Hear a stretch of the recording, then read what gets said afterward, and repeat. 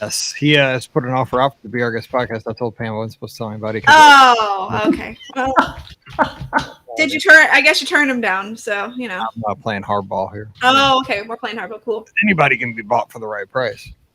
We've got live answering listener questions right now, Facebook and YouTube. Let's have Hi, buddy. fun. Facebook.com/Be Our Guest Podcast. Hashtag Disney, hashtag WDW, hashtag Walt Disney World, hashtag BOGP. I'm just saying, don't misspell anything. Although soon we'll probably get an edit button. So. Oh God, I know. Hashtag. Let's see. The Summit 22. Hashtag Worlds 22. Let's get the cheerleader. Like literally, I was just up and about until I came to sit down, and my watch. It's time to stand. I'm like, dude, you got right. Oh. I mean, like I literally walked. I didn't just get up and down. I walked over. I got water. Blah blah blah blah. So, anyways, you get your hour. I'm on a move goal right now. I'm on a move streak, and it's been like the longest I've ever had, which for me is not long. But so check this out. I got an award today. Hang on. It told me when I was walking the dog this afternoon. I have less than 100 miles to go, or 100 calories to go before I hit it again today, and like continue the streak. So I don't know. We'll see what happens today. Oh, dude, you got that, man. You'll burn 100 calories by the end of the day just sitting still. So I got this April challenge. You had to burn. You had to do. Wait, hang on. Let me see. Because I got it while I was walking. I didn't even know because it gives you these random challenges. You just won the April award by hitting 4,491 exercise minutes this month. Nicely done. Nicely done, Mike. That's a lot. That's a lot. it is a lot. I'm kind of competitive. That is a lot. I think this is sticking, actually. The thing I did, Pam, with the volume. I think it's hanging. Hey, there we go. I hope. We'll find out. All right. Let's answer some questions. Let's do it. I'm in the queue here from Legend. Here we go. Welcome to episode 2077 of the Be Our Guest Walt Disney World Trip Planning Podcast. I'm your host, Mike Rallman from BeOurGuestPodcast.com and one of the senior agents over at the Magic for Less Travel. Happy Wednesday to you, and hope this week is treating you well, and we're hanging in there. And right now, it's a tough day for me, right? It's the day before heading to Walt Disney World. It's the shortest day because I got to get a ton of stuff done. It's the longest day because I can't wait to get on the airplane and get out of here and have some fun. I have my theme park reservation set for Epcot tomorrow on Thursday. So if you're out there checking out Ratatouille or having a burger at Connections Cafe, look for me and say hello. I'd love to see you over there. We'll be hopping over to the Magic Kingdom after 2:00 and having a good time. I'll be at Disney Springs quite a bit this weekend, out at ESPN. If you are a cheerleader or a cheer dad, a cheer mom, a cheer sibling, whatever, hit 0 this weekend, and I'll see you over at ESPN. But we're here to answer your listener questions. That is what is going on. So joining me today from down in the ATL, from themouseforless.com, freshly back from Walt Disney World, we have Ricky. What's up, Ricky? Hey, yeah, I drove back home from my weekend trip, and I'm ready to answer your listener questions, and I've got some answers, trust me, because I was just there, so I know all the details. And Friday, so we're going to spend Friday show diving into all the stuff that you saw. You were at Animal Kingdom for Earth Day celebrations. Yes. You were over at Connections Cafe. It was. I did Salt and Straw, too. So I got to run into the wonderful Captain Mike Bankhead, which was amazing. Yeah, I mean, great people, questionable ice cream choices, I think. No, Salt and Straw was delicious, and we'll get there. We'll get there. Yeah, we'll have to talk about that. It seems a little weird to me. It seems like it's trying to be weird for weird's sake. But that's, I mean, there's sometimes that. I'll give you that. Sometimes I do feel like sometimes ice cream places do try to be weird for weird's sake. But I at least had something that was somewhat normal. So all right, a little preview for Friday. So come on back and we'll share weird ice cream. Ice cream that should be a salad, but it's an ice cream, I think. Right, we'll talk about that. We'll talk about that on Friday. All right, we'll come back. Start of the show. She's always here. And yes, her fan club is right there, called Daisy. We have the co-owner of the Magic for Less Travel, Pam Forster. Pam, happy Wednesday. How are things? Happy Wednesday. It's awesome. I have a few trips coming up that I'm looking forward to, like both of you all. We'll be down for a Guardians preview next week. I know. Getting to check out that. I love the movie so much. I'm reading the reviews of this attraction anxiously, I will say. I do not do well going backwards. This is the thing. I know. I mean, because when we did the Slinky Dog preview, we sat side by side. So if this happens again, this could be a double barf situation. So I cannot do that. That's what was the movie? Stand by Me, or that movie where a Barfarama? Yeah, exactly. It could be ugly. We could break that thing in real quick. We'll be disinvited from future. Yes, we will be the last one ever. Totally. They'll be like, no. So yeah, I'm anxious, but I'm looking forward to, if not just the attraction, everything about it, the queue, the air, how the area will be it looks so fantastic. And from reports, most people are saying they did not feel ill after experiencing it. So I'm going to hope that continues to hold true. The only people who have done it right now are cast. So we will see. But yeah, looking forward to that. There's just so many. This weekend, I was sort of looking at all the trips we sort of had on the horizon, right? And it's like, I love that. I love when summer comes up, summer vacations. If you have not planned your summer vacation, there is still time to do so. There is availability on some dates. So I think it just fluctuates a lot, but I like summer vacation still. Who doesn't like summer vacation? Right? So. Exactly. I got to say, I just booked a summer vacation for the fourth member of this podcast panel, who's not here today, but you'll be hearing him in the next couple of weeks. # Scotty G. And so it's not too late to book a summer vacation. He took care of his today here. So where's he going? So let's tell us. I'm letting him break the news, but I'm just telling you, it's on the books. We put down the Disney gift card today, so it got serious. So there you go. So it's on the book. So real quick though, Ricky, you're kind of the more roller coastery person of the three of us. So what advice would you offer Pam Forrester and myself as far as riding backwards? Is it head back, eyes closed? I mean, I'm gonna keep my eyes closed. I mean, I'm going all that way. I want to see what's going on. Yeah, don't close your eyes. Yeah. Are you shocked? Because I think the news that I saw from one of the Imagineers was that there's no audio animatronics on this attraction. Shocks me. I mean, that's what Disney's known for. Yeah, no. Sorry, Daisy's losing it. So you want me to keep going, or you want me to hold on? Hold on. Let me nope, she has not stopped. Hold on, I'll be right back.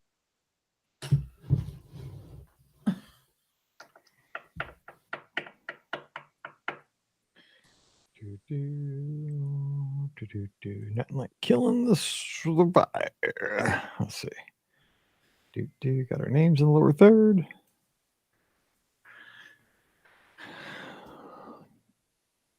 Somebody's cutting the grass behind us. Thank God I got a mic that blocks that out. I know, can't hear. Never fails. Actually, he's trimming right now. I can tell. That's funny. Yep. Gosh forbid there are kids playing on the playground, and she lost her stuff. Okay. It happened. All right, I'll pick it up. All right, whenever you're ready. Okay, so don't. Hang on. Start again. Okay, so don't close your eyes. Make sure you're watching. Yeah, I've also heard no audio animatronics, which is kind of surprising. I think how do you do, Mike, on the backwards portion on Everest? Is that anymore? That makes me just want to just vomit. I hate that part now. I used to like it. I'm getting that I just hold on for dear life on that right now. So hopefully it won't be more intense than that. Here's the thing about that real quick. And I've heard this from other people. I feel like now, like lately, and I don't know if I felt like this when it first opened. I mean, because I was doing this ride, the year it opened, is that I don't know, and I know it doesn't, but it feels like it goes upside down when it goes backwards. Yeah, no, it definitely doesn't. But do you feel that? I mean, some people say no, but some people say, oh yeah, I feel it too. Like I almost swear you go upside down when you go backwards. I know you don't, but it feels like it. I get that Yeah, feeling. sure. Yeah. Because the G forces, and you're in the dark, and you go. Yeah, you just. Feels I like a get it. corkscrew or something. Yeah. So, but just hold on for dear life, and Well, hopefully it'll be over soon. I don't know. if you hand me a little baggie, I'll be like, oh, this ain't going to be pretty, but we'll see. No. It'll be exciting. We'll have a live video or something going. Or well, probably not. They probably let us do that, but we'll have fun. We'll definitely report about it. So Yes. good stories all around. All right, top into listener questions. First question is from my good friend Len out in Maryland. He says, "Hey Mike, we're staying at the boardwalk in December. How does it work if we're at the International Gateway to rope drop Epcot's early entry and plan on going directly to Remy? Do we get to beat the front gate crowd to the attraction, or does Disney do something to level the playing field between the two entrances to the park at rope drop?" Thanks, Len. You know what? I've never thought about this because I think I have rope dropped International Gateway. I've rope dropped obviously the front of the park many times, but I think when I rope dropped International Gateway, I ran like straight to Soarin' or to Test Track. I was like in the wrong spot for that. I mean, I was at the disadvantage, but Pam, I think it's just I think you would have an advantage, right? Proximity.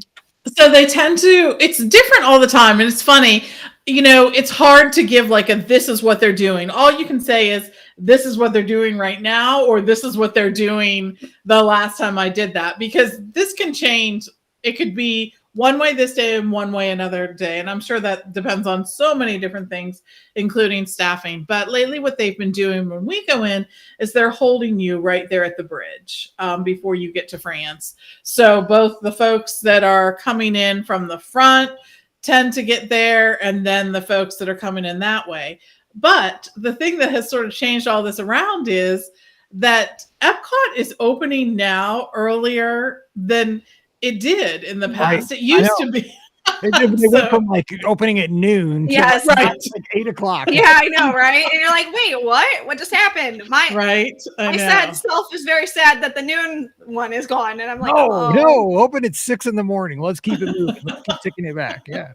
Yeah. So, I mean, things like that really impact things. But when I have done it, and I've done it in the last few months, we were sort of held right there at the France, that bridge by France.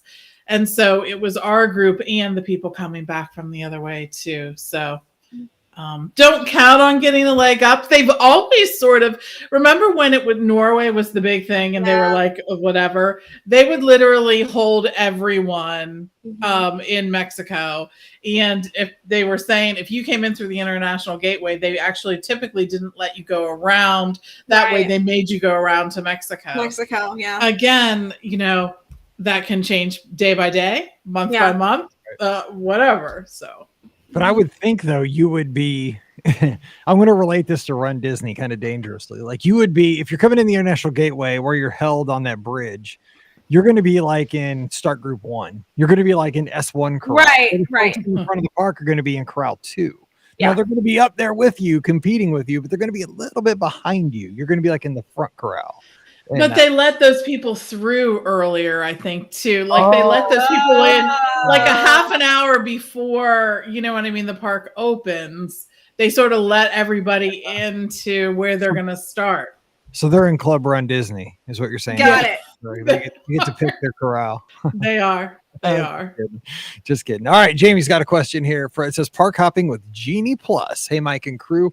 Our family of 4 will be heading to Disney World on April 30th for 3 days in the parks. Along with our park tickets, we've also purchased park hoppers and Genie Plus. We're also planning to purchase lightning lanes for each day as well. My question is, what's our best strategy for Genie Plus and park hopping?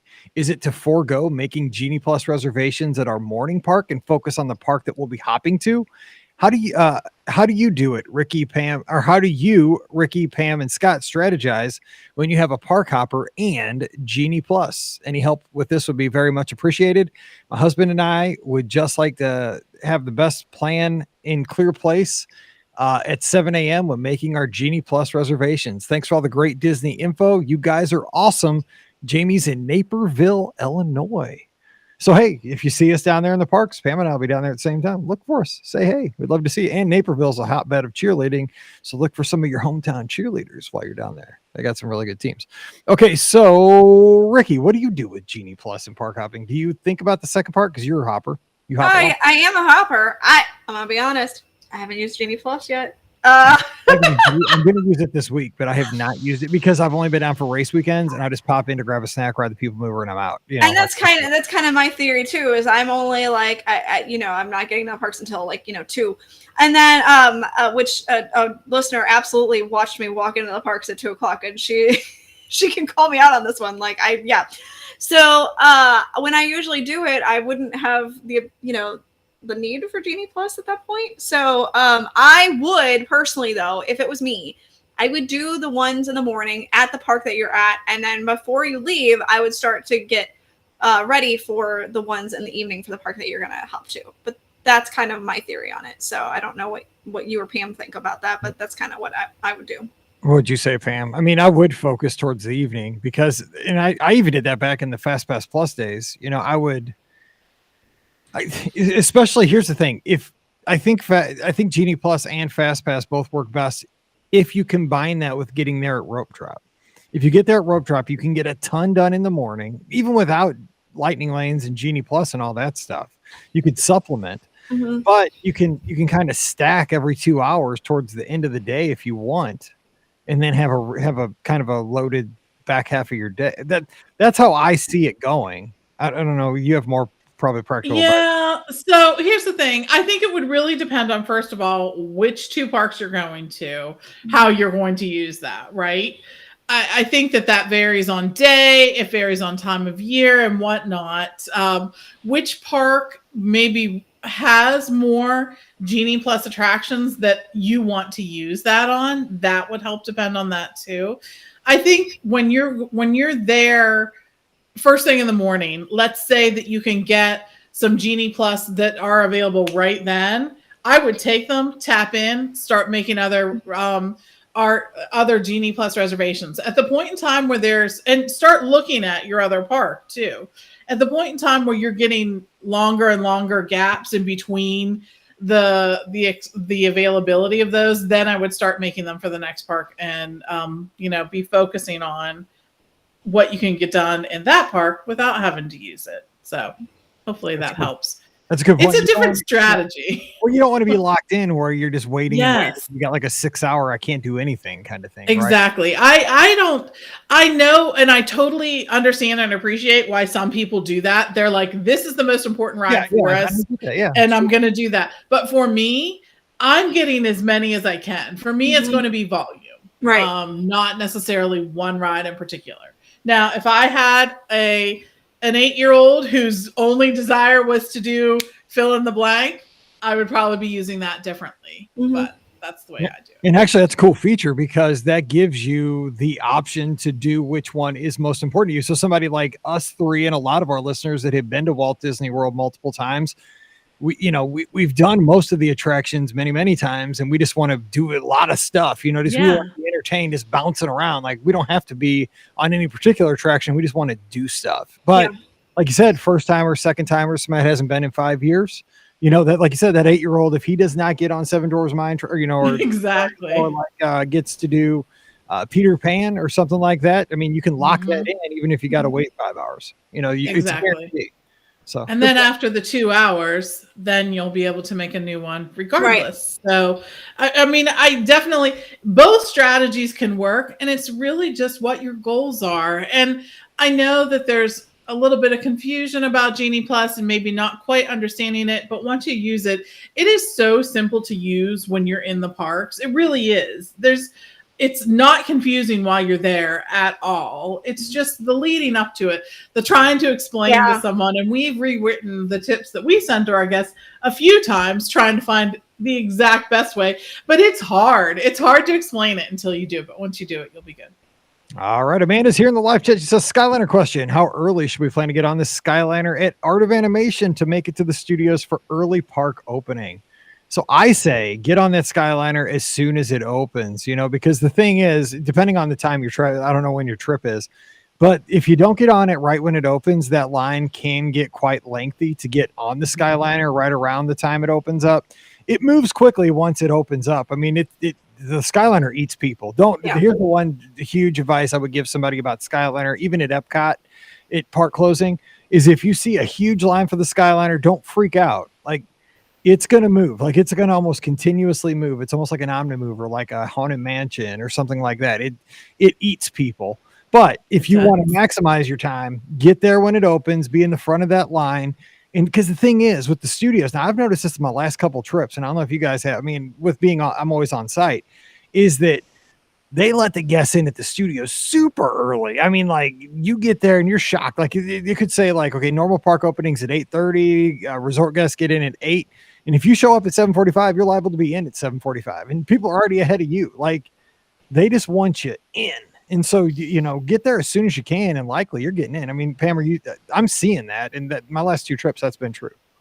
Yeah, absolutely. The parks seem to be opening a little earlier. The transportation, I like to be there, try to be there before the rest of the crowds are. If I can get up 20 minutes earlier, that's really a better start to my day because I'm ahead of more people. Well, let's be honest, I'm already up. But if I can get out there and be ready, then that puts me in front of that many other people. And the start time on transportation is going to be an hour to 90 minutes prior to park opening. You can stop by the front desk to see for sure. They should have the latest information on when that is. They technically put on all the transportation signs an hour before park opening, but I've definitely seen it 90 minutes or more. So keep that in mind. How crazy is it going to be when I go out to Disney? Like, because I'm a morning person already. Oh, yeah, you are. Yes. Like, with the time change, I'm going to be like, oh, let's go. I know. Park already. Let's go. Right? You're going to be itching for them to get the park open. Like, hello. I'm standing there right at like security, like at 4 a.m. Like, come on now. Like, Exactly. Let's do this thing. Let's go. I'm already nervous. All right. Nate's got a question. It says, hey, Mike, Pam, Ricky, and maybe Scotty G. I was so lucky to get into Dopey and the Castaway Challenge. Super excited for that. After the very stressful morning of Run Disney registration. Yeah, you could call it very stressful. I think I've had lost at least a month or 2 off my life that morning. I have had an annual pass before, and PhotoPass was included, but of course that's not the case anymore, especially since I let my AP expire. Question: if I purchase Member Maker for Marathon Weekend separately, not part of my annual pass, will the Run Disney pictures still be included in that? Yes, they will, because that is just part of Member Maker. Yep. So, I mean, as of today, yes, they are, because they're just regular old Member Maker pictures. Also, when I run the Castaway Challenge, will pictures during that race be included, or will I need to purchase a Disney Cruise Line photo package to cover those photos? No, unfortunately, those will not be a part of. I don't ever think I've seen photographers. I don't even know if they'd be. I don't even know if there would actually be photographers on the course for the Castaway Key Challenge at that point. There's never any photographers normally, so I kind of doubt that there will be any on the course. Sorry, I have seen once or twice. I think I've seen like kind of the beach roaming photographers that have kind of wandered up to the course, but it's not like they're not going to get you like action shots. No, like through the jungle. I call it the jungle. No. No, it is the jungle. It is totally the jungle. I hear Guns N' Roses every time. It's hot and sticky and sweaty and gross. And I'm not selling this. But I know. Scott and I were just talking about this, but most of the times we've done it like back. That one time we did it on the podcast cruise, we did back-to-back Castaway Key Days in July. I mean, we should have got like a stupidity award for that. Yes. And some kind of a bonus. I've done that medal before. Yeah. Yes, because we were talking to a listener on the call-in show about she did the Castaway thing in January, talking about it was hot. I was like, Scott's like, hot. We did it back-to-back days in July. I was like, back-to-back. He's like, yeah, that podcast cruise. We left and came back the very next day. And we did it again. I was like, oh, you're right. That was dumb. Anyway, so Nate was in St. Louis, by the way. Nate, and he says, love the show. Thank you so much. Here's a message from Paul. Says, hey, Mike, says, my name is Paul. I live in Lake St. Louis, Missouri, which is actually right down the road from me here. There's actually a lake called Lake St. Louis right off Interstate 70. Family of 4, me, my wife. Let's see. He says me, 38, wife, age redacted, boy 7 and girl 10. Bought into DVC Riviera in 2021 after our favorite visit ever in October of 2020. Nice. I know. Tell me, he's at the Riv. Okay, from now on, Paul, it's the Riv. It just sounds. I do that with all the Disney cast members I talk to every day. Like whenever I like quote or book the Riv for somebody, whenever they're like, okay, where are they staying? The Riv. Like they've never heard that before. Like, I like that. I was like, I know, right? That's you got to call it that now. And they're like, I think I will. I'm like, okay, thank you. So if they like by 2027, if the sign out front is just, I mean, one, it would save them money because they could just take like off a bunch of letters and that's how that works. Cost savings, but it's also slick. I'm just saying. Come back here. Anyway, back to the email. Working our way through all the resorts. This is one of my first podcasts ever. And coincidentally, you live near me. I usually listen as I walk laps around the soccer field, Rush Fields, during my kids' practice. Paige used to play there. Enjoying so far. Didn't start until episode 2050 something. Are there any old favorites I should go back and listen to? Oh. So, Ricky, any old favorites from the podcast library? Okay, I have 2. One is sentimental, one is definitely not. One of my favorite ones that we've ever done, and I know we did a sequel to it, but I still love the original, is the best bathrooms of Walt Disney World. Yes. I love that one. It's so dumb that we thought of that, and then it just became a show, which is kind of how we do things here. It's like that's a show. So, but I mean it kind of stunk, but it was okay. I mean, Bad. Oh my gosh. Okay. Anyway, and then my second favorite but sentimental one is the trip I took with my grandmother before she passed away. It's been a few years at this point, many years actually.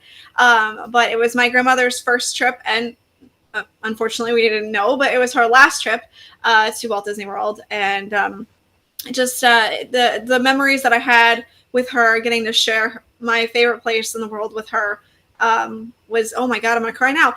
Was just like, just the most amazing thing to be able to do. So that is one of my favorite things that I've gotten to talk about here. And Paul would appreciate it because Grandma was always looking for a Bud Light at Walt Disney World. She was, yes. Right? I mean, it's like everybody St. Louis. He probably has a Bud Light at Rush Fields right now. Probably, yes. Yeah. She just wanted her Bud Light and in the Magic Kingdom. And I was like, Grandma, I can't get you a Bud Light in the Magic Kingdom back at the time because they didn't, offer Bud Light at the Magic Kingdom back then. So they could just take her over to Skipper Canteen and exactly. And then like, here, Grandma, here's your beer. So yeah. Very nice. That's very, very sweet. Yes. I would just recommend trip reports on Mondays are always fun because you never know where they're going to go. Sometimes we, stay at deluxe resorts. Sometimes we're camping. Sometimes we're at Disneyland. We do cruises. It's so fun because it's everybody's very special trip. So I check out the Monday shows. I think those are a ton of fun. So Pam, anything you would offer? I think too, every time we're talking about one of our trips, like a trip that we went and did, or the ones after like the BOGP cruises or the things like that. I like, you come back from that and you sort of make all those connections. And I think it's really super meaningful for that. So I think any of those would be good ones to do too. Alrighty. I've spent many a night at a soccer field with Paige. So good luck with it. By the way, I got to send a shout out to Paige, because this kind of breaks my heart, but I'm proud of my daughter, so I got to send her a shout out. She is leaving the University of Missouri. It's killing me. She's leaving Mizzou. She has been named the director of basketball operations at the University of Illinois, Chicago. Oh my gosh, that is amazing. Very cool. Yeah, she's running a basketball program, so she's up there already in Indy City. So proud of Paige. That's awesome. That's fantastic. Yep. Oh, Dad, don't cry. Basketball programs. I know. I'm crying because all my Mizzou gear just got cut. Yeah, off. You just got done. No more Mizzou. And I mean, there's sweatpants and all the Nike gear. Now it's Chicago gear, Mike. No, because they're an Adidas school, so so I'm not an Adidas guy. So and it's a Missouri Valley school. They're not going to get the amount of stuff that an SEC school gets. She had to go buy a pair of Adidas the other night just to have. So anyway, I'm very proud of her though because I think it's the Flames. That's awesome. That's for her. very cool. So yeah, she'll be running a basketball program. But hopefully I told her it's experience. Come back to an SEC school. There you go. I hear there's one down here in Georgia. There is. Dogs. All right, let's see. Brittany's got a question. Hello, Mike, Pam, Ricky, and Scott. As you know, Mike, I was able to nab some great ADRs from our June family Disney World trip, minus my top choice, Topolino breakfast. Oh, trust me. That has become the Cinderella's royal table. I have been looking for that one too. It was funny because Brian and I were talking, and he's like, I'd really like to go to Topolino's for breakfast again. And I was like, sucker, good luck. Actually, the other place he said he wanted to go to, Space 220, and I'm like, yep, we're not going there. It's not like my wife. I mean, my wife, if she wants something, it's either expensive or hard to find. So yeah, totally. I had a good laugh at those two. I was like, oh, babe, that's adorable that you think we're gonna get into those two restaurants. That's so cute. Yeah. Okay, back to the email. During our last family trip, June of 2019, we enjoyed Chef Mickey's and Crystal Palace. They were awesome with the character interactions, and the buffet style food worked well for my three little picky eaters. Number one, how likely is it that buffet style is coming back to Chef Mickey's and Crystal Palace? So Chef Mickey's is back, right? Yeah, and Crystal Palace is too. Yeah. Crystal Palace is too. Is it Pooh Bear again? It's not Pooh Bear. Chef Mickey's is definitely a character meal. And it is a buffet again. So you do have that. Crystal Palace, I have eaten there since they went back to buffet. So that is a buffet. However, unfortunately, no characters yet. But that could change any minute. So, because character hugs are back now at character meals. So, I expect to see more character meals rolling out with actual characters, those buffets. So, yeah. I mean, that makes sense. I mean, Disney wants that. Exactly. The extra money they get from adding that, character surcharge is decent. So, like hugging those characters for free. Exactly. Question for Friday. Don't answer now, but don't let me forget to ask you.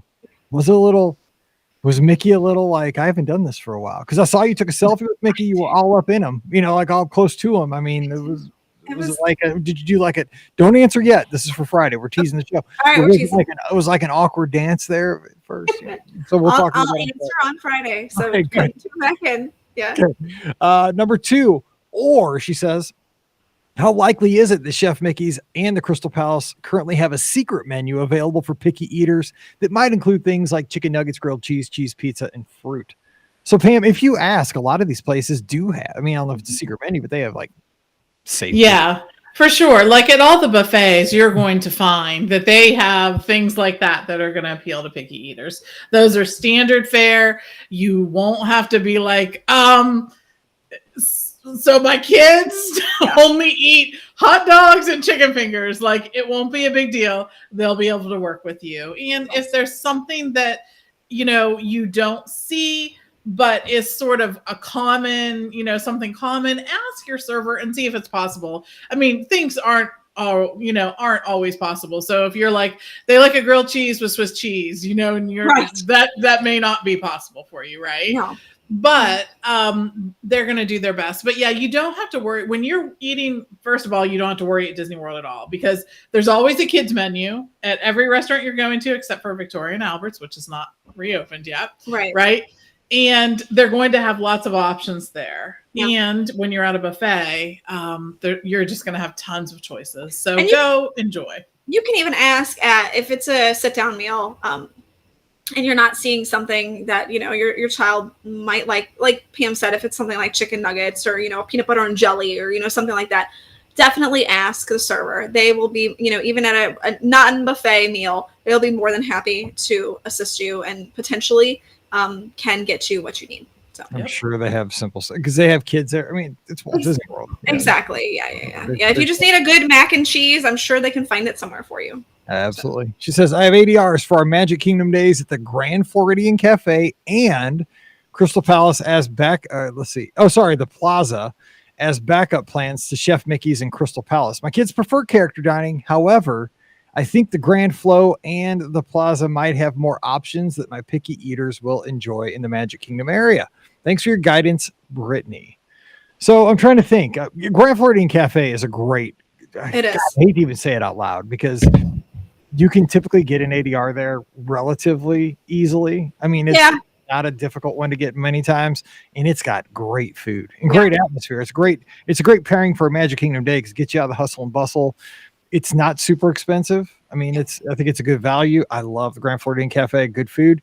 And the plaza is now that it's so small that sometimes it can be hard to get in. Yeah. But it has, I mean, I always go for the meatloaf there. That's always been meatloaf is good. Super good. But do they have simple things there? I haven't looked at the menus. I guess Brittany has. So I guess. Yeah, they definitely have simple things. So, cool. But I mean, like I said, if you're looking for the buffet option, then they definitely have both at Crystal Palace and at Chef Mickey's. It's just no characters at Crystal Palace yet. All righty. Diana's got a question. Hey, Mike and the BOGP crew, you guys are a wealth of knowledge. Listen to every episode. Thank you so much. I need your expert advice and help. We have a trip. Are we experts?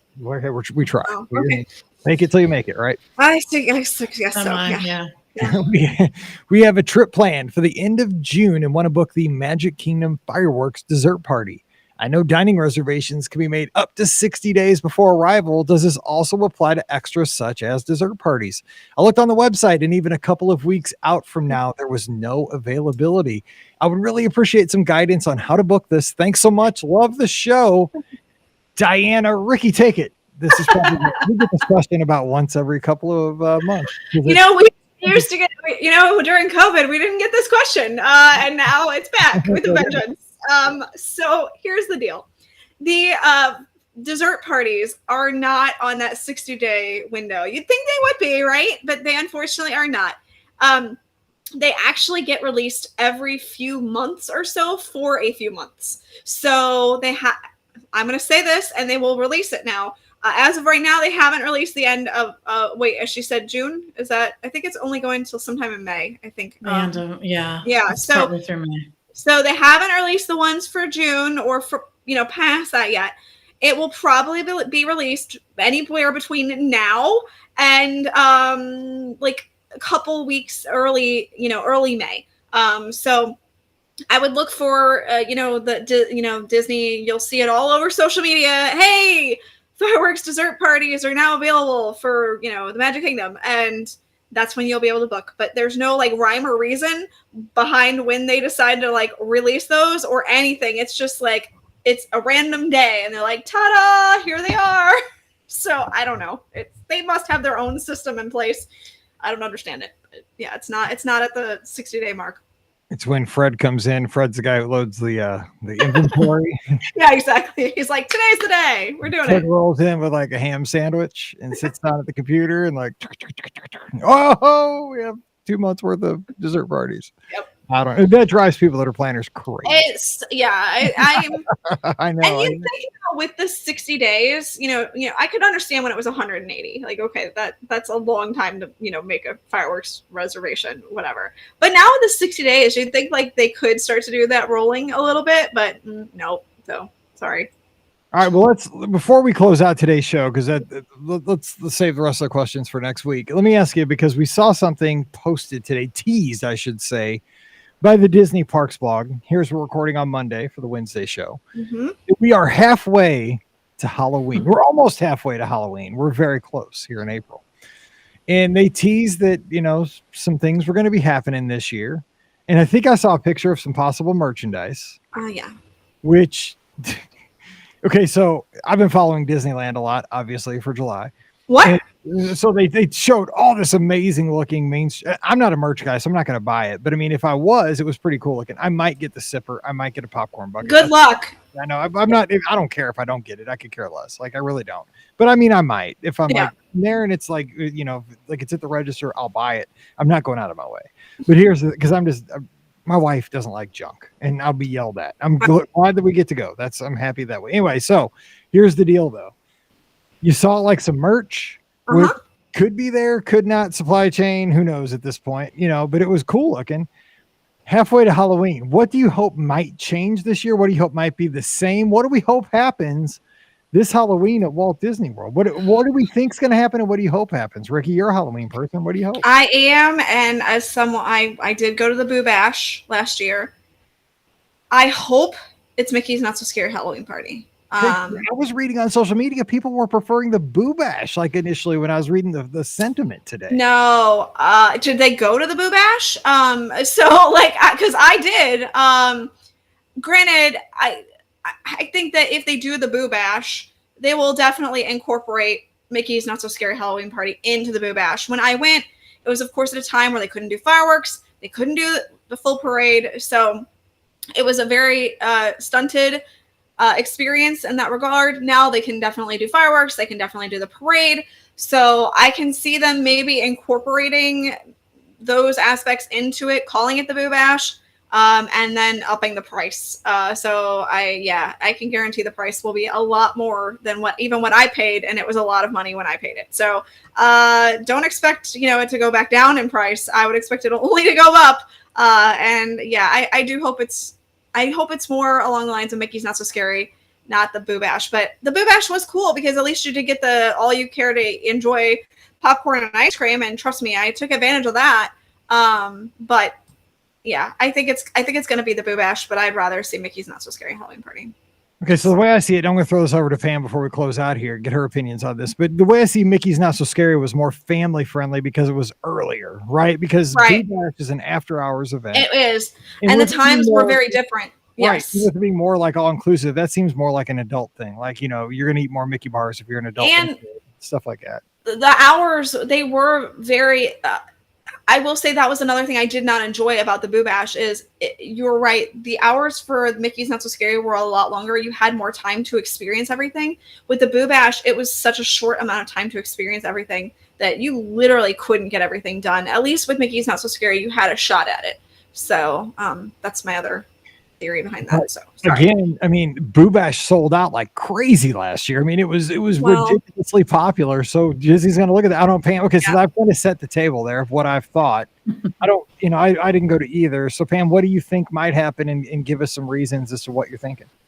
I really want to see sort of a combination of the two.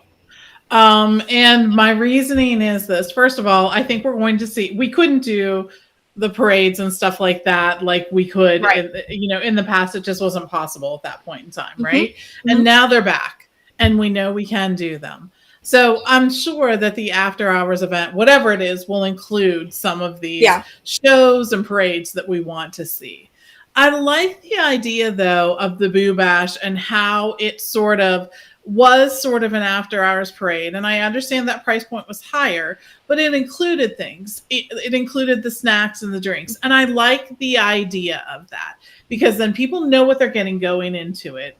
I think one of the problems with the party is there's always, no matter how many times we chat with guests about this, they get into there and they're in the party and they're like, well, we wanted to eat and everything wasn't open and all this stuff. And so the after hours event sort of sets the stage, I think, a little better and just charges you what you're going to pay up front. And I like that. I like that it includes the snacks and the drinks. So if we could do a melding of these, maybe make it just a tad longer. Of course, every time you make an event start earlier, then you have the people who are like, well, I was going to go in for the day and blah, blah, blah. But, we all going into it, if we can all just take a deep breath and see the advantage to both. Then I think that that's something that could work. Or even if they were going to, and I know this is asking a lot and it does make people stay up later, but even if they pushed it to, even if they kept it, what I think it was 9 o'clock till midnight, if they pushed it to 1, I feel like that would at least even it out a little bit more. I felt so rushed during the Boo Bash, and I've been to Mickey's Not So Scary Halloween Party, so like for me to feel rushed and to not feel like it was, I got a full experience says a lot. So I agree with you, Pam. Though I hope it's a nice melding of the two. I think it can be. I think it can be. That. Yeah, me too. And I see where it would make sense to. I know it takes, operationally you have to staff a whole nother hour, but even kind of thematically, it wouldn't be a stretch to push it from midnight closing to 1 o'clock in the morning closing at this point, because if you have an extra hour, maybe it doesn't feel so, like you said, rushed, so crowded, because, I think one of the things is people don't mind paying a little extra for these events, but you're paying extra for exclusivity. You know what I'm saying? And like, if it feels like the 4th of July during that after hours event, Yeah. it takes away some of the, the feeling of the entire experience. So I think they got to kind of, it's a tough balance. I'm more of a like 7 to midnight guy just because I don't like to be up super late. I'm just getting old. But I mean, I get it, and it gets great reviews. So all you got to do is look at sold out last year without a parade, without fireworks. I mean, you bring those things back. I mean, but people I feel like people's expectations were very different. Once they went, I think that their expectations, once reviews started coming out, then the expectations changed. I think that the excitement about the fact that it was coming back was what caused it to sell out quickly. I don't know if it'll do that this year. But I mean, I guess we'll see, because people are excited about Halloween, and so we'll see. But it did take a lot longer for the Christmas party to sell out. So, yeah, I don't know. I guess we'll find out. So yeah, and we'll have the discussion. Hey, we have the Discord too. You can come over at the Discord bit.com or bit.ly/BOGP Discord. Come on over this week, and we could talk about it over there and our social media too. So a lot of fun. We'll see what the announcement is. It should be coming out anytime. We'll find out what the beats are on Halloween 20. Can you believe it's 22 already? Halloween 22 coming your way. No, not even May. All right. Slow down, everybody. I know, right? I mean, come on now.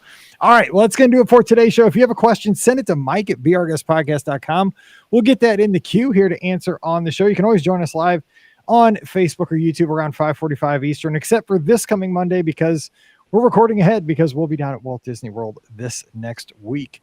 But join us in 2 weeks, and we'll have some fun there. Don't forget, today's podcast, always brought to you by The Magic for Less Travel. Swing by the website today, themagicforless.com. I always encourage you to check out the trip planning tools over there, and especially the resort guides, because the first thing you got to think about, I mean, we always think about the theme parks, and if you're like me, you're thinking about the food. But first thing, you got to think, where are you going to stay? Where are you going to sleep? Where are you going to shower? What's your hotel going to be like? And I get excited because I'll think, oh, well, I think I'm going to stay at French Quarter this time. And I go over there, then I look at Riverside. I'm like, well, those Royal Guest Rooms look pretty sweet. Then I'm like, dang, I could get a studio down at Saratoga Springs, right down the Sassagoula River. And all of a sudden I'm bouncing over to Old Key West. And then I don't know where I'm staying, but I'm having a good time on the website. And the good news is, once you figure out a few different places, fill out the quote form, put in your first, second, third choice. We can price those out, and you can see, well, for $20 a night more, I can upgrade and I can splurge. I've worked hard this year. I deserve it. You deserve it. I deserve it after today. I'm telling you that. So I'm telling you what, we'll take great care of you. Swing by themagicforless.com, Disneyland, Walt Disney World, Disney Cruise Line, even Adventures by Disney. We're going to take great care of you. Check them out today over at themagicforless.com. Please also use our Amazon affiliate link when you shop online. It really does help us out. It's beourguestpodcast.com/Amazon. And thank you to our patrons who support the show each and every month. We could not do this without you. And our patrons get a bonus show called Mike in the Midwest and some bonus content while I'm down at Walt Disney World this time. Check it out over at patreon.com/BeOurGuestPodcast. Give Ricky a follow on the social media. She's at Ricky Nibs, RIKKINIBS. Check out Pam. She's at TMFLT Pam, and I'm at Be Our Guest Mike on Instagram and Twitter. Subscribe to the show on Facebook and YouTube. Just look for the Be Our Guest Podcast. And if you don't mind, leave us a rating and a review on Apple Podcasts. I just looked the other day, over 1,650 reviews on Apple Podcasts. So thank you so very much for those kind words and for those ratings. We sure appreciate it. And if you have not done that, come on by this week. We'd sure appreciate a rating and a review if you have not done that. So thank you to everybody who already has. All right, we're going to duck out of here. We'll be back again tomorrow. Now, tomorrow is a good one. Now, even if you're not a runner, you got to hear the commentary, because Scott and I did it. We opened up the phone lines and we talked about the marathon weekend registrations. Didn't get too heated. Got a little hot. Got a little warm. It was interesting. So you want to hear that show tomorrow, as we had the BOGP open line on the feed for Thursday. And then Friday, we're going to ask Ricky, was it a weird dance with Mickey now that there's no social distancing and you could take selfies and hug? And hope you didn't kiss. I mean, I did not kiss Mickey. I will give that away. I didn't kiss Mickey, so we're good. That'd be across the line there. So we're not there yet. I mean, come on now. Okay, so we're going to be back again on Friday, Thursday. We're always here. So until then, for Ricky and Pam, I'm Mike, wishing you a great Wednesday. Stay safe, stay healthy, and we'll see you real soon. Let me save that one. Put none of it so I don't forget. Desktop. I want to answer Vero Mike's question about Guardians opening day queue. I'm going to guarantee it's going to be virtual. Probably not standby at all. I can almost 100% say that it will be virtual. You guaranteeing something that you don't. I mean, let's be honest. There's no way they're going to have a standby queue for that attraction. So there's no way. And then Rob wants to know for a December 4th through 7th trip, when would you recommend making park reservations by? Now. If you can do it now, do it now. So I just want to fill those in. So. Dun, dun, dun, dun. Yeah, we totally need to have a Westplex meetup. Westplex is where we live out here in St. Charles. Oh, that's awesome. Lake St. Louis, St. Peter's, Belt Spring, O'Fallon, Wentzville. The Westplex. Used to be like a radio station, 99.9 or something, a country station that said we're out of the Westplex. Oh, yeah, I remember 99.9. Yep, because I could barely get it when I was in Florida. Okay, here we go. Ricky's fun trip. Is the cat gonna bark? The cat's not gonna bark. Dog's not gonna meow. Dog's hiding underneath my blanket, so we're because I'm hungry. Okay, here we go. 279.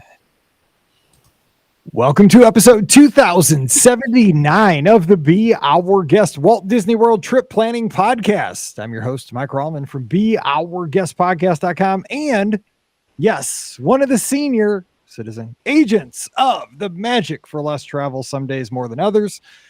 Happy Friday to you. It's one of those days. I am down at Walt Disney World, and I'm having a good time cheering on Platinum Athletics. That's right. Platinum Athletics out of Maryland Heights, Missouri for the Summit 22. We're climbing the mountain. We're trying to bring home a globe. We're trying to bring home a championship back to St. Louis, Missouri. So if you see me walking around Walt Disney World in my black and gold, because imagine that is our colors for our team, say hey. I'll be mostly over at ESPN, but I'll be around the theme parks when I can break away. And we're going to be having a good time. But shout out to Frost. That's my daughter's squad. We have 9 teams competing this weekend. So look for us. We're going to be having a good time. Go Platinum Athletics, PA. Well, I mean, it's like Pennsylvania, but we're in St. Louis. PA. Go, yeah, but we're Platinum Athletics. So we're going to have a good time. But if you see me down there, please do say hello. And we'll be having a good time. And I'll probably lose my voice because we get into this stuff. It's cheerleading. I never thought I'd be a cheer dad, but here I am. And now high school starts in the fall. Mallory's made the high school cheer squad. So that's awesome. She's JV, but it's fine. I mean, she's only going to be a freshman. That's where she's supposed to be. She thought she was going to be on varsity. We'll talk about that some other day. That was a whole therapy session with Dad. I was like, that's why JV's made. It's made for freshmen. It's not, a whole thing. Anyway, we're not talking about cheerleading today. We're talking about Disney. We're talking about Ricky's trip to Walt Disney World just a few short hours ago. Not too long ago. And she's joining us today from the ATL. She's back home, but ready to spill the tea. I am. Yeah, look at you being all with it and stuff. McDonald's sweet tea, as I prefer. So, Ricky, happy Friday. What's going on? Happy Friday. Yes. As of right now, just back, when this comes out, not just back, but I am ready to talk about my trip. I did so many new things that just opened up. So I'm ready to share the details about that and a few things that I haven't done in a while. So I've got a lot to share. Is it mostly good news? Because after this, it's got to be good news, please. Right? It's good news. It's very good news. Remember, we got to talk about the awkward social distancing. I will make sure we talk about that. Yes. Because it's been 48 hours, so I want to make sure we don't forget. Okay. All right. It's actually been 5 minutes, but in podcast time, it's been 48 hours. All right. Also joining us, I just try to crack myself up with podcasting. That's why I love it. Anyway, joining us from the other PA, not Platinum Athletics, we're talking about the Keystone State of Pennsylvania. She's the co-owner of the Magic for Less Travel, and I get to see her next week. I'm super excited. Sure. Yay! What's up, man? I know it feels like it's been like a minute here, at least 90 seconds. I mean, yeah. Right. So, looking forward to it. Looking forward to hearing about Ricky's trip. Then I can decide the things that I need to accomplish when I'm down there. I'm going to take notes. I'm going to get my phone out right now. All right. You're ready. Hear about it. Yeah, for sure. But yeah, happy Friday, everyone. We made it. Fridays. And so I'm just gonna say this: Fridays hit different at Walt Disney World. So the other day I said something. Mallory had a friend over, and I think her friend is like a year old. Like a lot of her friends are freshmen in high school. They're just like they're almost the same grade. They're on the same cheer squad, but they're like a year in school ahead of her because of like birthdays. Mm-hmm. And they were sitting at the table, and I said something. I said, "Yeah, that just hits harder." And she said, "Dad, don't ever say that again." And I was like, "What? I can't help it. I'm cool." I said, "Don't ever say that again either." So I just kept digging a hole for her, and she just almost jumped off the deck. I mean, it was pretty bad. Anyway, that's what dads are for. Yes. All right, Ricky. So you were down for you're such an earthling. You went down for Earth Day and other stuff. So tell us about this trip. I mean, it was Animal Kingdom's 24th anniversary. So Nothing. I mean, the 24th anniversary is always very special. Super special. Yeah, no. So when I was planning the trip, I was like, ooh, this is the perfect time to go down to celebrate Earth Day and Epcot's birthday. It's I think the only park's birthday I haven't done. So excited to do that one. But yes, it is Earth Day, and for Earth Day and Earth Week, I guess I should say, Disney's Animal Kingdom does a few unique things to try to celebrate the park. So, they have like banners up and special cupcakes, of course. Yeah, it had to be a cupcake. Okay, yep, good. Because the little shoe I kept seeing on social media go hang on. Okay, let's go to the shoe. Let me go to the boot. Okay, the boot. The boot was available not at Disney's Animal Kingdom. The boot was at Disney's Animal Kingdom Lodge, right? Okay. Okay, so we ended up going to Disney's Animal Kingdom Lodge to have dinner that night at Boma. I will get there. Okay. But I was so excited because I showed Brian a picture of the boot, and I was like, I want this boot. I want to eat it. I want to try it. And as I'm walking, such a sucker. Disney puts a picture of that sucker right, and you have 100%. I had to try the boot, right? I'm walking up to Disney's Animal Kingdom Lodge, and I hear this couple discussing the boot, and they're like, I was like, do they have and they're like, no, it's sold out at like 2:00 in the afternoon. I'm like, no. This is so Disney. Like I wanted that. I came 1,000 miles. I needed the boot. It's not Earth Day without the boot. It was so creative and genius of them to make the boot. It was really cute. And it was cute. And I was like, I will have the boot. Yeah, so for those who didn't see it, or I saw a picture of it, but it's from Up, right? It is from Up. Yeah. No, it's from Wally. No, it's from Wally. Yeah. Wally. Yeah. Don't get me confused, Mike. I almost cried just because I mentioned Up. So yeah, exactly. Yeah. So it was. So you know how he has the boot with dirt in it, and then the plant. So they made. By the way, all of our Canadian listeners are thinking we're saying about, but we're saying the thing you put on your foot when it's cold outside. Go ahead. Yes, you would know if Mike was doing an accent from another country because it would be really bad. It would be so bad. So it was so bad. It was made of chocolate, and then it had some sort of chocolate filling on the inside. And I was so excited and even people, because we ended up going into the Mara later that night. I'll explain why in a minute. And some people were asking about the boot at as they were closing at like 10:00. They're like, yeah, no, we don't have the boot anymore. I was like, oh, that's so sad. So anyway, Disney's Animal Kingdom on Earth Day is a lot of fun. Like I said, they just do some special stuff. Oh, nothing big, nothing fancy. But just a few things. They have some character interactions usually that are different. They had the flotillas they had a few different ones there. So they had the hyenas out, which was kind of cool to get to see. And they just had a few different things. But Mike, I want to talk to you for a minute. I want to talk to you about kite tails. Finally. Everybody says you got to see it in person. Okay, so, finally got kite tails. Okay, give me the scoop. Have you seen it yet? You haven't, right? I have not seen it yet. Kite tails is like this most disastrous thing in the entire world, and I'm all here for it. Tread lightly. I mean, people they know your social media. They will find you. I know, they'll come after me. It is the most bizarre thing in the entire world. Yes, that's the right music for this.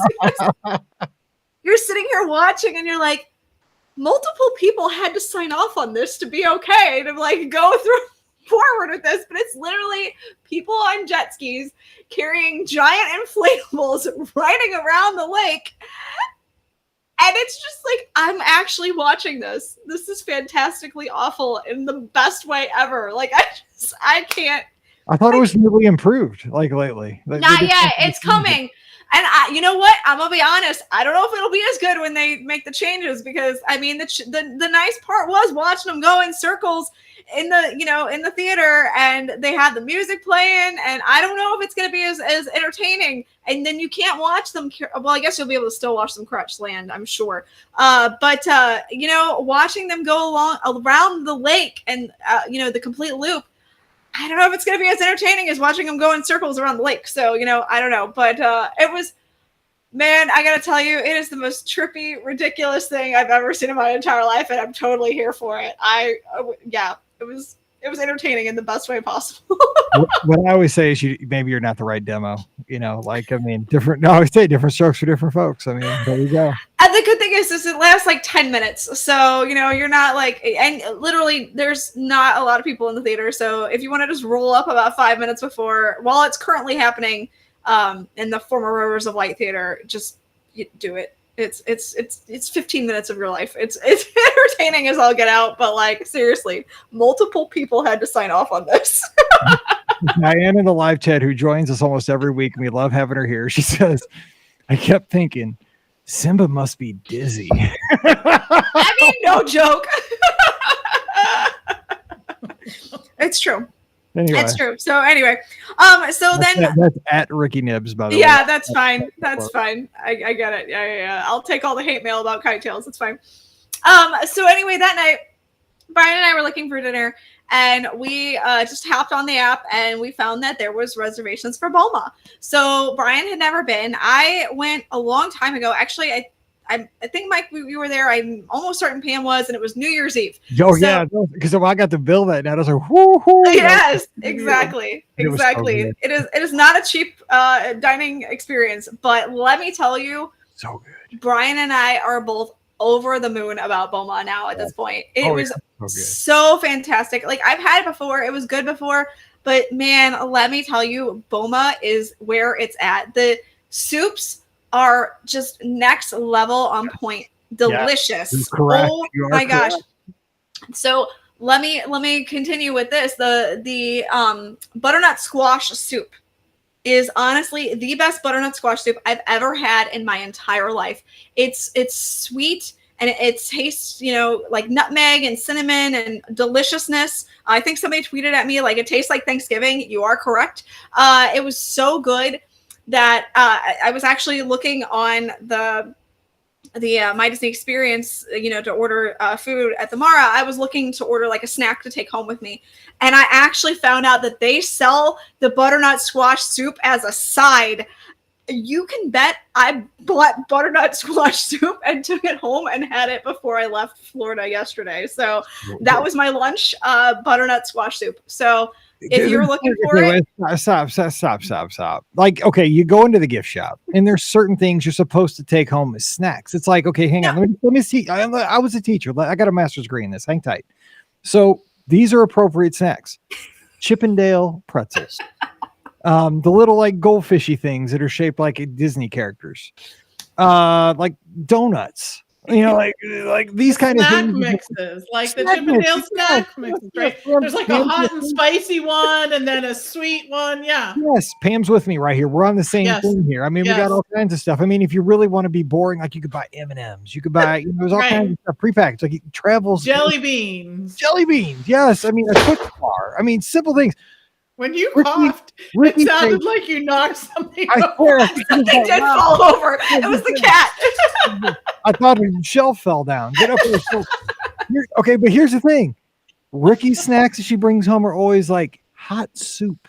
Like, it doesn't even ice cream in a water. Anyway, a pancake with syrup that I carried in my hand and then put in a paper bag, and then I ate it the next day. I have done. These are not things that are snacks. ever. And you don't bring them home from places. There was a bite of egg on a piece of toast. Exactly. And I wrapped it up in a napkin and put it in my purse and took it home. I'm like, no, we don't.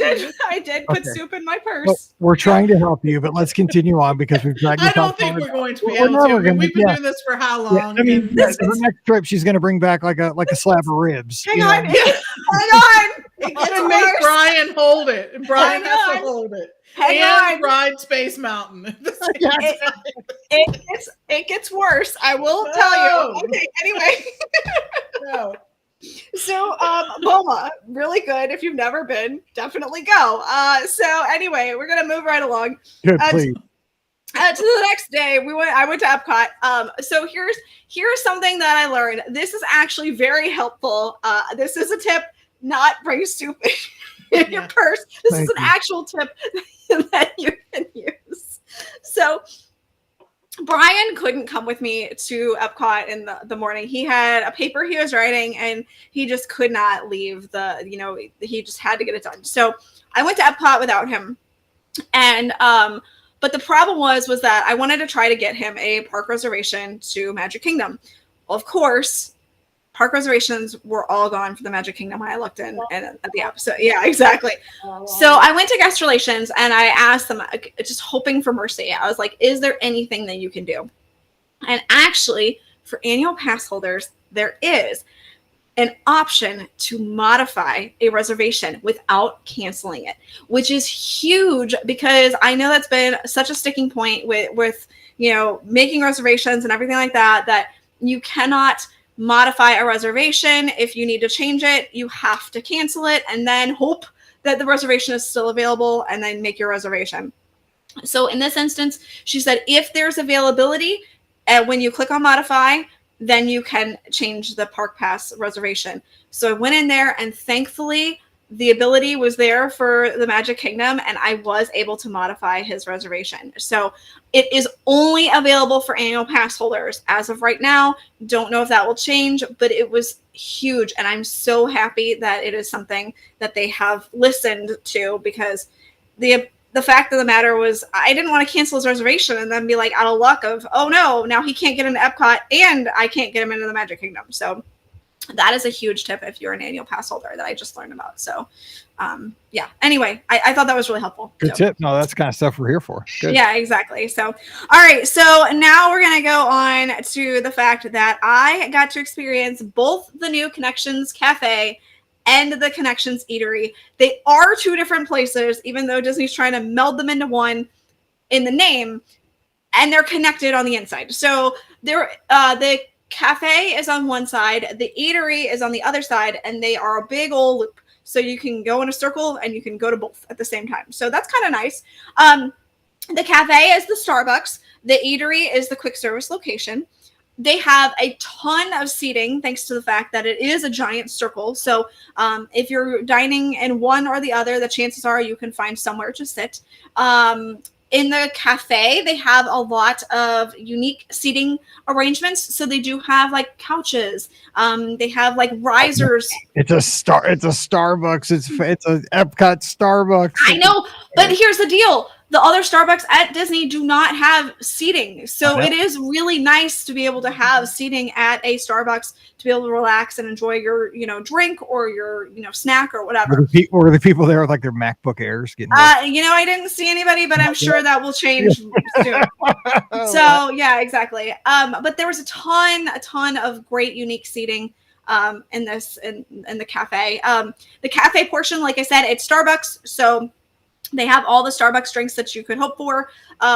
They also have, as a added bonus, most of the Starbucks at Disney have like a specialty like treat or something like that. Like at Disney's Hollywood Studios, they have the carrot cake cookie.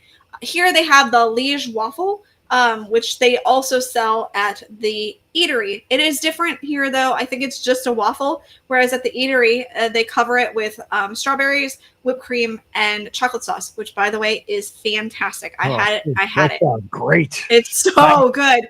It's a little sweeter than a regular waffle, too, which is kind of nice. That's fine. Yeah, it's so nice. So anyway, moving over to the eatery.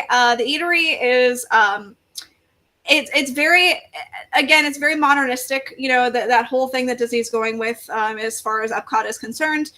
They have a really cool mural along the wall in the back. I'm sad. I would have really liked to have seen the Norway guy on that mural, and I think that they missed an opportunity to put him on there, but that was my only... He's called the Viking, yeah. I know that, but he's the... I hate you, Mike Rollman. Anyway. I think he played for Francis Howell. I'm just saying.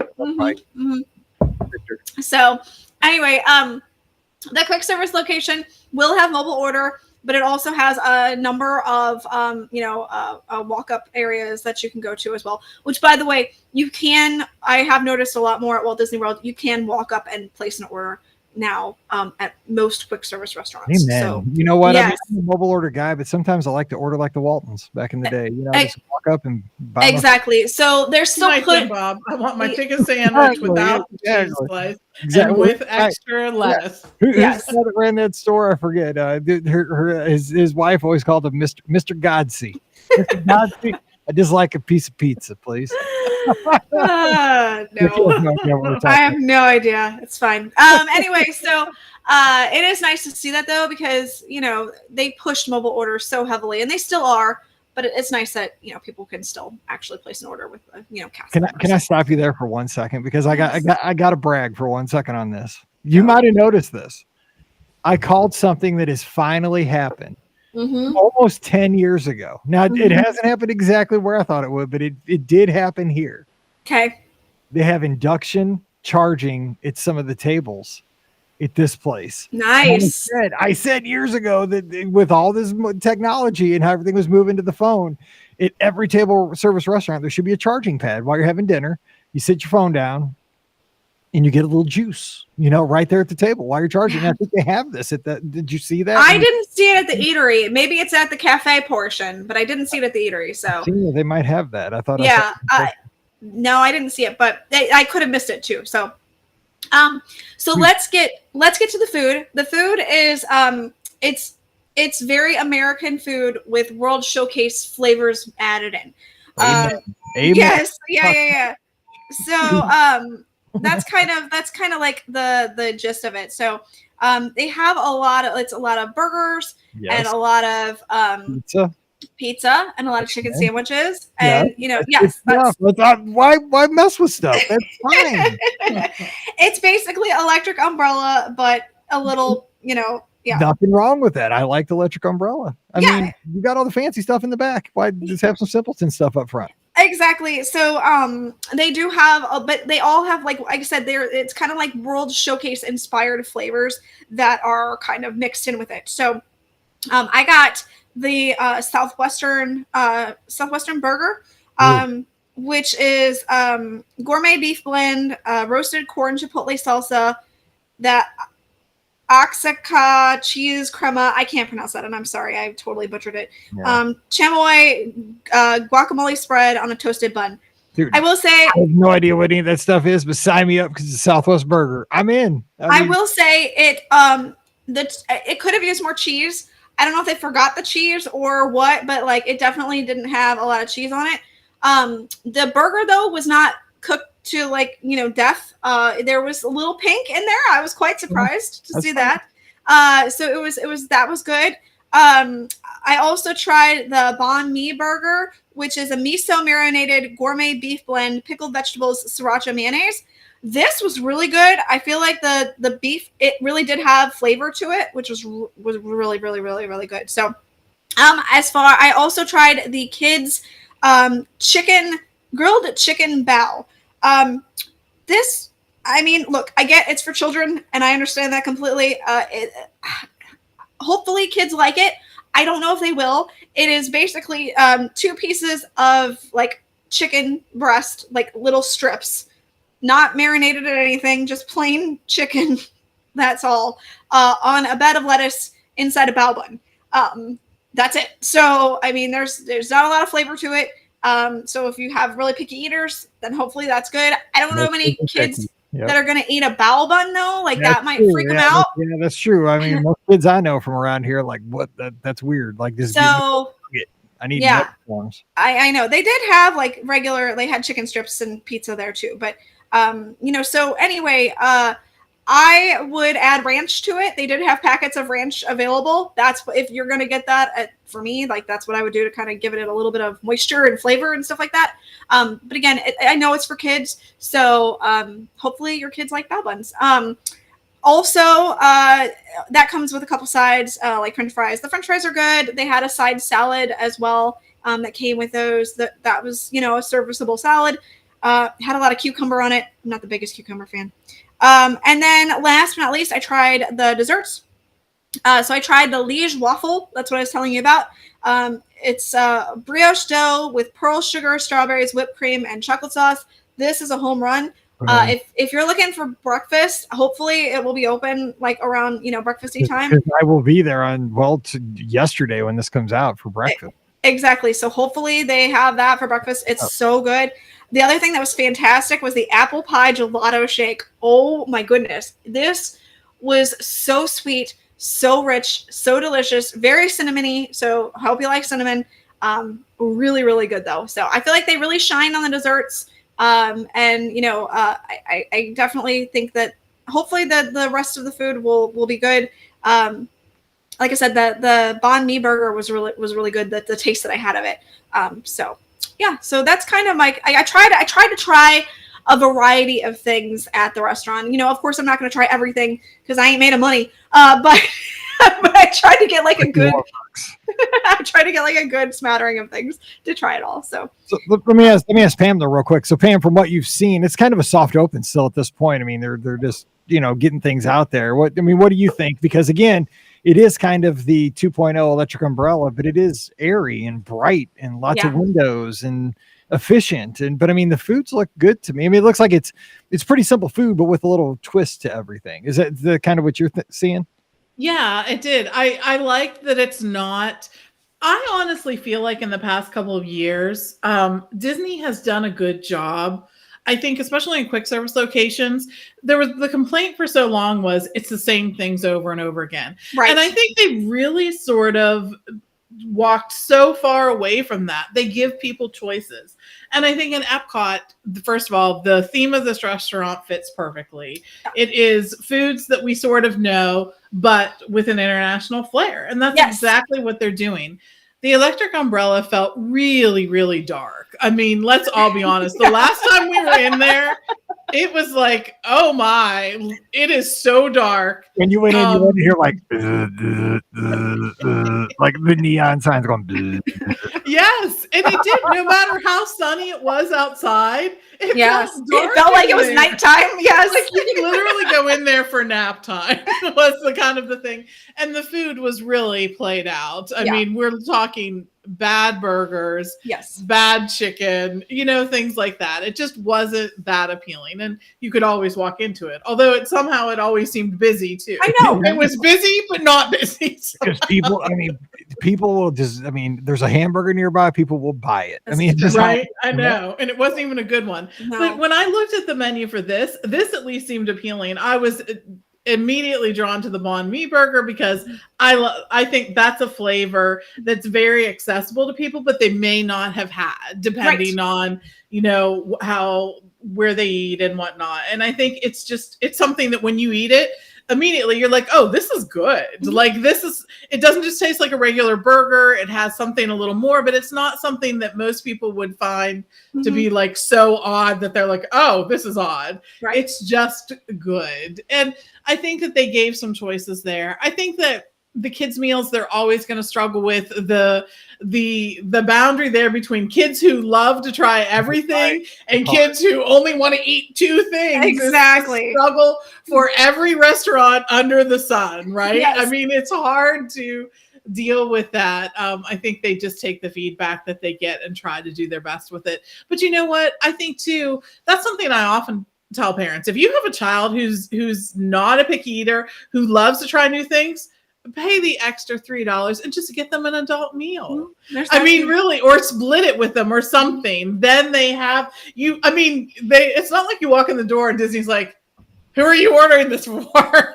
This is an adult meal. Is this for an adult? No. Exactly. The menu's open to everyone. So buy, what works for you at any time. And that goes both ways too. Yes. If you have a picky eater who's an adult, you can go ahead and order the kids menu. So yeah, exactly. They aren't going to be like, no, you can't order this. Yeah. Right. Except at buffets, you're going to have to pay for that. Exactly. Yes. And at some table service menus, they'll have a kid's like an adult version of a kid's meal that you pay an adult price for. Yes. So yeah, but do that. I think it's a great addition. Look, Starbucks is love it or hate Starbucks. It's here. It's not going anywhere. As I drink my Starbucks right now. Right, yeah. I know. So let's just embrace it. I think Starbucks is a fad. This thing is going away within 90 Yes. I'm sure any day now, Mike, it'll be coming. It's a good thing you didn't buy that Starbucks box all those years ago. Dude, with mugs that I've been there, seen that, done that. It's all fad. It's gonna be by fall. This is gonna be empty spot. It's gonna be all right. Yes, I'm sure. But I love the way it looks. It looks light and airy, and it's like the shop too. Yeah. It's like the connection shop. It just that feels. This is what I think. Creation. See, now we're getting. Creation. Yes. Creation. Why did we name it all so similar? I know, right? I'm serious. They're playing with our minds. Was what I know. They're getting us to all do that. But I think this is really what we've needed in these rehabs, these renovations. And I'm so glad to see it. We needed a light, airy space. We just really did. Something that had light into it. It's weird when you walk into old buildings at Epcot and you're like, oh, this is an old building because I feel like I've walked into the basement of Epcot. Like at least these two places don't feel like you're in the basement of Epcot, right? That's true. You get to be on the first floor of Epcot right here, people. That's true. That's true. Except me, I love retro stuff and I love wall carpet. So wall carpet, yes, I agree. There's a certain charm to wall carpet. Leave Coral Reef be. Like seriously, right? That's the last refuge. They should just go all in and make it retro. Like literally have like a John Stamos look-alike swimming in the tank or someone from Boy Meets World. Absolutely. Right? Yes. I mean, because they did They're that not doing anything right now. I'm sorry. Boy Meets World cast. No, put a Pac-Man machine like as you wait to go into the restaurant. Something like it shouldn't be called Coral Reef anymore. It should just be Retro Epcot. TGIF. And then embrace all those things from Epcot that we love so much. So anyway, I love Diane until she said Living Seas needs help. No, it's a time capsule. Just leave it be. Leave it alone. Okay, they can make some menu tweaks. Yeah, they could. That's fine. Okay, Ricky, about 10 minutes left, so give us 10. All right. I will follow up. The General Tso's chicken salad. I saw that. Dude, I love General Tso's chicken. What now? Wait, what? Oh my god, it's a salad. It looks so fine. good. I can eat lettuce. Okay, go ahead. It is huge. I have to tell you, like I saw the salad and I'm like, dang, that's a huge salad. So if you're looking for something salad like that would, I mean, it has fried chicken on it, so I don't know how salady it is, but it's the 3,500 calorie salad. Exactly. So I did say, right, that I ended up taking food home, and this is the place that I took food home from. So I absolutely took home the kids' meal in my bag, as well as the waffle. So both of those came home with me. We are going to help you someday. Not today, though. I did walk around Epcot. I made a lap around Epcot with those in my bag and then went back to the apartment. So, yeah. Wow. So, okay. Anyway, moving on. Yes, Mike, I did get to see and hug Mickey Mouse once again. I almost forgot. Yeah, the dance there. How was that? Was that nice? It was glorious. Yes. No, Mickey definitely remembered how to do this. He was with it. He was good. We had a good touching moment. It was lovely to be able to see him, give him a hug, take a selfie with him, that kind of thing. So character meet and greets are back. You can do autographs again. So just know that that is an option for guests. Just make sure, again, have those autograph books ready and pens all ready to go too. So that Mickey can, take care of that, or any other Disney character can as well. So so that was great. I mean, really it was. So I thought it was so funny because I didn't realize that Disney was not selling autograph books, obviously, during the pandemic, because you couldn't get autographed from characters. But the day that the meet and greets came back. Oh, they brought those suckers back. They were back right there on the shelf. Like they've been sitting there like, oh yeah, now we can sell the autograph books. They were just sitting there the whole time. I thought that was, you can't miss an opportunity, right? I mean, Exactly. I didn't even realize, it's just one of those things like I didn't even know they were gone. And like they were part of our trips for decades. And then here they are. They're back. Did you get an autograph? Ricky? Yo, I'm here. Okay. Sorry. Yeah. Because I asked you, did you get an autograph? Oh, she's gone. It was going too well, and we're so close to the end. That's when it all falls apart, Mike. All right, we're gonna get her back, and we're gonna wrap. Come on, I'm so tired. Okay, here we go. Dun, dun, add to stream. You're back. Sorry, I don't know what happened there. That was weird. Okay, so here's the question. Yes. Did you get an autograph? I did not. So I'm sorry. I failed. I got a selfie. Missed opportunity. I got a selfie, but no autograph. So yeah. But then that night we went back to the Magic Kingdom to close out the night. Couple things from there. Pecos Bills definitely needs the Fixins bar. That was kind of a sad looking little dinner you had. It was a very sad. You're not the only person that said that was a sad looking dinner. That was very sad. The Fixins bar is just, you just need it. I would have liked to have had some cheese on my my chicken bowl. There was no cheese to be had on that. It was a sad day for cheese for me. I did not get a lot of cheese in anything that I ate. Somebody's gonna mail me like this thing of cheese now. But I will say I did Mickey's PhilharMagic. I haven't done it since they did the updates, right? And it's been a few months. And so I said, you know what? I have to see Mickey's PhilharMagic. It's been a while since I've seen it. And let me tell you, Mickey's PhilharMagic is so great with the addition of Coco added to the scene. They didn't take anything away, which was nice. And the other thing that I really noticed about Mickey's PhilharMagic is it seems so much crisper. It seems so much brighter. My joke was always when you got to the Aladdin scene that they kind of like ran out of money and couldn't like draw Aladdin and Jasmine's face very well. So it was kind of like this. It was not a very good Aladdin or Jasmine. They fixed them, so they look like they have real faces now, which is fantastic as well. So I feel like they really did a really good job of making PhilharMagic that much better. So if you haven't seen the show in a while, you absolutely should head over there because the changes that they made are so good. They're so good. They're so good. We're gonna have to do that because that is actually one of my wife's favorite things to do at Walt Disney World. Nice. Loves it. That's awesome. I haven't seen it since the change happened. Yeah. It was good. I was waiting for her because I wanted to do it with That's good. We did Steakhouse 71 for breakfast. I'm so sad I didn't get to see our friend Tim. He was not there when I was there. We made a last minute reservation, so I'm sorry, Tim. But had breakfast there. Thought it was really good. They have this platter that's the 1971 platter right now. And it has like literally almost everything on the menu. So it has scrambled eggs. Huh? You took it home. No, I didn't take this home. Brian and I split this. It has scrambled eggs, sausage, bacon, breakfast potatoes, bacon and cheese grits, eggs Benedict, and a Mickey waffle. Oh, and it also came with fresh fruit. So I mean, it has everything. So if you're looking for like just the all-star breakfast, right? At Disney, it's the bounty platter plus. Exactly. That's definitely an option. And now Brian and I split this, and then we also got the breakfast pastries, and that was enough food for the two of us to split. That's an option for people. And then last but not least, we saw that Salt and Straw had opened last week. So I said, okay, well, I've got to take one for the team. I have to go and try ice cream.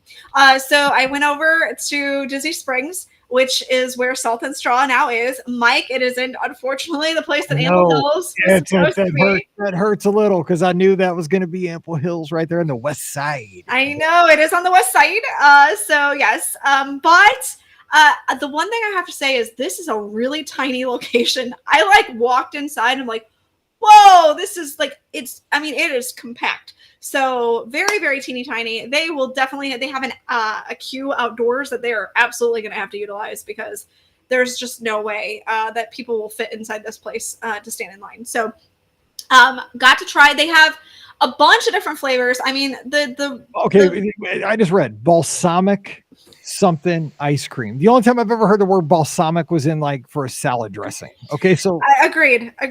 But it's strawberry and balsamic, and that is something that they do a lot of. I think that might have actually been what Brian maybe have got that. I think like chocolate chip.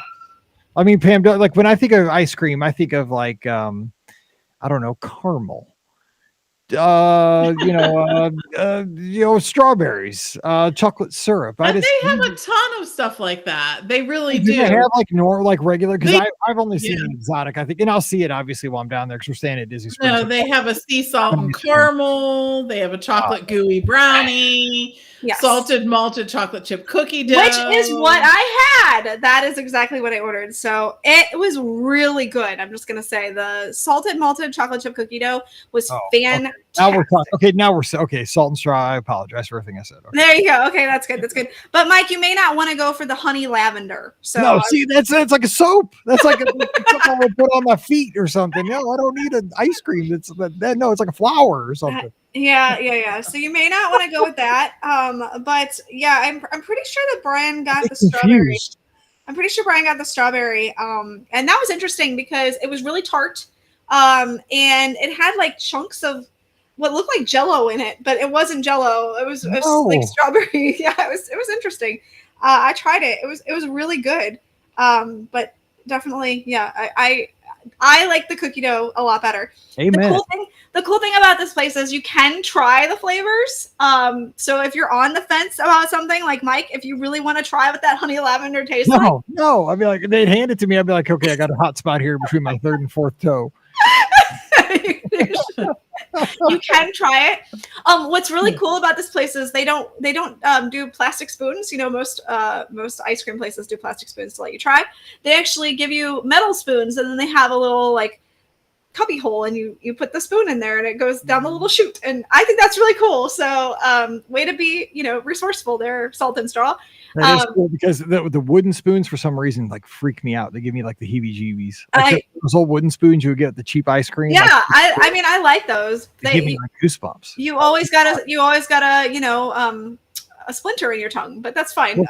Like paper straws do the same thing. Like it's a texture thing. I get like thinking about it right now. I get goosebumps. Sorry. I'm weird. I know it's weird. Yeah. So anyway, they do also have pints that you can take home as well. So if you're looking for ice cream to take with you, you can do that. I did not take ice cream home with me. That is what my husband will want to do. He is our ice cream fan, and he loves Salt and Straw. He loves the different things. So I'm sure, but I'm gonna be like, that won't make it. Okay, so what's Steve's go-to flavor if he's been there? I mean, because he seems like an exotic kind of. Yeah, so he would like the strawberry and balsamic, but this salty donut guava plus cheese, that one.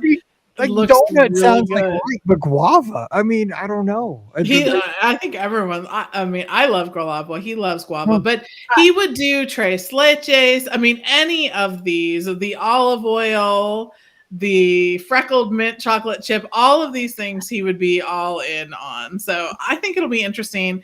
I think that we will have to take a trip there more than once. I'm going to say. And thankfully we're staying at Saratoga for the first couple of weeks. Oh, well, you're good. So then we'll just be walking over there. You know what I mean? That's the thing. But I love this. I love that they've done it. It's been such a hit in Disneyland. Mm-hmm. It's great to see it come over here to Disney World too. And I like to see a little business like this that does something, takes something and does it just a little bit different. Succeed. So yeah, exactly. So it was good. I definitely suggest it. If you want to try some unique flavors, you can do that, but they also have some flavors that are not so unique, so Mike Roman will be happy. So yep. But yeah, I mean, that was my trip in a nutshell. It was a whirlwind few days. I ate a lot of food. It sounds like that's all I did was eat. But I did other things too. But I wanted to make sure that I was able to like share about the new things that opened with you guys, so that way, I knew you guys were going down soon, so I wanted to make sure that I got some scoop. I took notes. Yeah, there we go. Yeah. Hit the button. Yeah, there you go. Yeah. Real quick though, what did Mr. Mike Bankhead get at Salt and Straw? So we didn't actually run into each other at Salt and Straw. I saw him afterwards. So they had a reservation at Boathouse. And so we sat and talked for, about 15 minutes while we waited for their reservation. I like to think Mike got the filet sliders. I'm just going to say. Oh, those filet sliders are so good. Yeah, they are. Those are good. They are so good. Well, it sounds like you did well, except for what you brought home in your purse. I mean, definitely brought some stuff home in the purse. So, if you didn't, it would be disappointing. It would be. There you go. All right. Soup and kids' meals. next trip that she goes to Disneyland, she's gonna be bringing home some spaghetti or something. Probably. Like no bowl, just spaghetti. Right? With some ragu. All right. So anyway, we are gonna wrap this up and wish you a great weekend. Thank you so much for hanging out with us. Don't forget this show and every show brought to you by the Magic for Less Travel. You want to go get some ice cream at Disney Springs, Salt and Straw. You want to go check out Connections Cafe and Eatery. I forgot they're two different. They're two different locations, connected, but two different. You don't eat at Connections. You shop at Creations. So there's going to be a quiz. I know. Study over the weekend. But if you want to go to Walt Disney World, check out all this new stuff. A lot of stuff happening. We can help you out. So check it out over at themagicforless.com. All the great tools are right there to get you started. Fill out the free no obligation quote form. An agent will get back to you right away. So check them out today over at themagicforless.com. Please also use our Amazon affiliate link when you shop online. It's one extra click and it really does help us out. It's beourguestpodcast.com/Amazon. And a sincere thank you to our patrons who support the show each and every month, allow us to put this podcast out all around the world 3 to 4 times a week. Couldn't do it without you. And our patrons get a bonus show called Mike in the Midwest. Come on over and join us. Patreon.com/beourguestpodcast. Check out all of Ricky's information she posted on the social. She's at Ricky Nibbs. You can go back and check out her timeline there. You can check out Pam Forrester. She's going to be down at Walt Disney World this week coming up. She's at TMFLT Pam, and I'm at Be Our Guest Mike on Instagram and Twitter. I post fun when I'm down at Walt Disney World, and that has already started. You're going to see some cheer stuff, but you're going to see a lot of stuff in the parks. Some Disney Springs Hotel that I'm going to be staying at Coronado Springs. So you're going to love that. I love Coronado. Man, I love Coronado. I'll be in the park solo. So all I have is me and my phone. So you're going to get a lot of content then. And then we're going to be doing some other cool stuff. So stand by for that late in the week. It's going to be fun. So yeah, lots of content coming your way at Be Our Guest Mike. Also, if you want other content, follow the Mouse for Less on our YouTube channel. Brian and I actually did a live stream at Animal Kingdom. So if you want to see the ridiculousness that was me and Brian at Animal Kingdom on the anniversary, go check that out. Also, I have some stuff on the Instagram Reels as well that's over there too, and I'm going to keep adding to that. So if you want to see some different stuff going on there, that's where I'm headed as soon as I eat my Taco Bell. You should, yes. Okay, perfect. Okay, so don't forget rate and reviews on Apple Podcasts. Thanks to everybody who has done that. If you haven't, we'd sure appreciate that so very much. Over 1,650 reviews. That's amazing. Thank you so very much for that. It's just incredible. And we'll be back to our live call-in shows on Sunday nights here after Mother's Day. We're not doing one on Mother's Day when I get back. That would just be dangerous because I have a wife who's a mother, and I'm going to keep everybody else out of trouble, keep Scott out of trouble, and keep all the other people who might tune in, they shouldn't, out of trouble. So we're just going to skip that Sunday night and pick up the week after Mother's Day and have a good time. All right, so we're going to get out of here. Wish you a great weekend. So for Ricky and Pam, I'm Mike. Wish you an awesome Friday and a great weekend. Follow along on the social media. We're going to have some fun down at Walt Disney World here for the next little bit. So stay safe, stay healthy, and we'll see you real soon. All righty. Yay. All right. I'll edit these bad boys up and get them out. All right. All right, so I will see you. Yeah, we'll text tomorrow. I'll see you tomorrow, Mike, at about 5:45. I'll try to get here as fast as I can. All right, and I'll text you, Pam, for in the afternoon. Sounds good. All right, we'll see y'all. See ya. Bye. Bye.